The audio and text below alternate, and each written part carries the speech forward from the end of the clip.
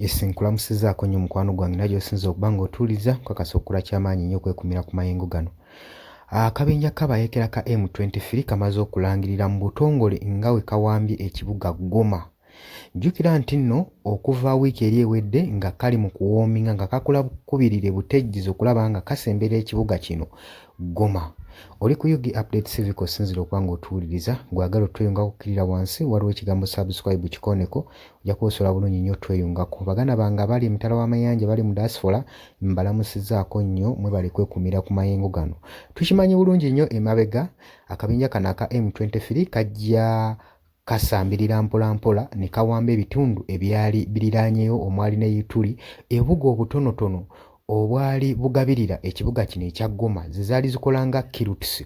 Oluvannyuma lw'okuwambibwa gye buvuddeko emabega twalaba nga n'abakulembeze omwali Gavana Peter naye yakafiiramu oluvannyuma lw'okubibwa ng'azze ku front line okulaba ki ekigenda mu maaso g'omukwano gwange ali eyampuliriza. Kigambibwa nti akabenja kano aka M23 abayeekera bano bazze bakola bukubirire nga bateekamu amaanyi nga bajja basenvula mpola gye buvuddeko emabega tubadde tuwulira nga babuzeewo kilometers nga 2 okutuukirira ekibuga kino ekya Goma. Naye kati bwe njogerera bamaze okulangirira nti nno bamaze okuba nga basalako ekibuga ekya Goma era bakiwambye. Olunaku olw'eggulo twabadde kuwanyisiganya masasi oluvannyuma lw'ekibuga ekyo okuwambibwa buli kimu resources zonna zonna ne provision zonna zonna omuli amasannyalaze ebyamazzi saako n'okuwamba ekisaawe basoose kuwamba bwengula bwa kibuga ekyo ekya Goma kiwambiddwa nga tewakyali nnyonyi flight n'emu ekkirizibwa nnyonyi kubuuka n'emu kugwa.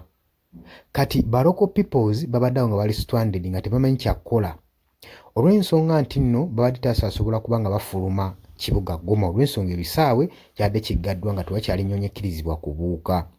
Ekitongole ekya UN ekya United Nations kyavuddeyo ne kikubiriza ba delegates baakyo okuba nga tebeetantala kusemberera kisaawe ky'ennyonyi basigale mu zikampusi zaabwe olw'ensonga nti nno abayeekera ba M23 badde bamaze okuba nga basalako ekitundu ekyo.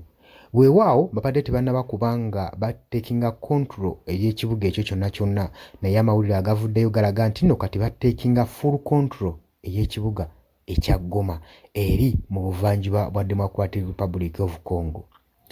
Congo yeevuddeyo ng'egamba nti nno eggwanga erya Rwanda lyerifujjirira lyerigezezzaako okukola obukubirire nga litransportinga oba nga liyingiza troops ebyokulwanyisa ku booda nga libiyingiza nga biweebwa abajaasi ba M23 okusobola okulaba nga bafunza amagye gano aga Democratic Republic of Congo basobole okuba nga bawamba ekibuga Goma. Of which Rwanda kyewakanya ye Rwanda egamba Kinshasa y'emu kubafujjirira kuba supporting abayeekera ba M23 okusobola okulaba nga bafunza eggwanga lino erya Democratic Republic of Congo.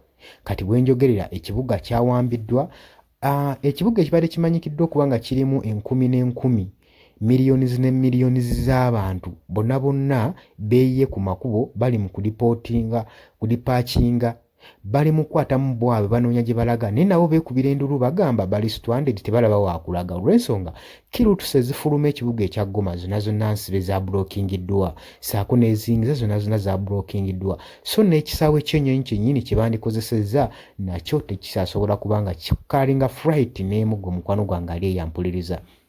Ukyali ku UG Update TV osinzira okuba ng'otuwuliriza gwagala otweyungako okkirira wansi waliwo ekigambo subscribe kikoneko ojja kuba osobola bulungi nnyo tweyungako. Abali e Kenya ku mulirwano mbanirizaako nnyo mwebale kwekumira ku UG Update TV. Kaakati chairman akulira akakiiko omupya gwe baakalonda ali current aka East African Community jjukira nti nno Congo baagigatta ku mawanga ga East Africa saako ne Sudan. Amawanga gano chairman ono akulira amawanga gano akulira ekitongole kino ekya East African Community era ng'ono si mulala President w'e Kenya William Ruto yavuddeyo n'akolinga for seizing fire basobole okuba nga bateeka wansi ebyokulwanyisa basizinge fire basobole okuzza emirembe. Yagambye mu bwangu ddala bagenda kuba nga bategekawo meeting ey'okusinkana President wa Democratic Republic of Congo Felix saako n'abayeekera bano aba M23 omwo mugatta ne President Paul Kagame ow'e Rwanda balabe engeri gibazza eddembe n'emirembe mu bitundu ebyo ebisobodde okuba nga biwambibwa basobole okuba nga baddiza abantu emirimu kubanga abantu tebalina wakulaga yonna yonna gye bandiraze wajjudde olw'ensonga nti no bamigrants kati bangi mu ggwanga eryo okuva mu bitundutundu ebyenjawulo abayeekera ba M23 bibazze bawamba. Kitegeeza ki? Kitegeeza nti nno nebandiyagadde okuvaayo tewalina engeri gye bavaayo olw'ensonga nti airport nzigale n'amakubo gennyini agandi gabasowoddeyo nago gennyini gabulookingiddwa era abayeekera bano ba M23 be bateekinga control buli kimu. Ekibuga tekiri mu masannyalaze wenjogerera kyonna kubanga zonna insulations ezandibadde transporting zikaringa amasannyalaze mu kibuga ekyo zonna zayonooneddwa olw'omuliro ogubadde gugenda mu maaso emmundu ebadde etokota mu kibuga ekyo ekya Goma. Kutegeeza nti nno gwe ayagala otweyungako okukkirira wansi waliwo ekigambo subscribe kikoneko ojja kuba nga osula bulungi nnyo twegattako naye nga mbaanirizaako nnyo abali emitala w'amayanja nammwe mbaagala nnyo mwebale kwekumira ku UG Updates TV mweraba.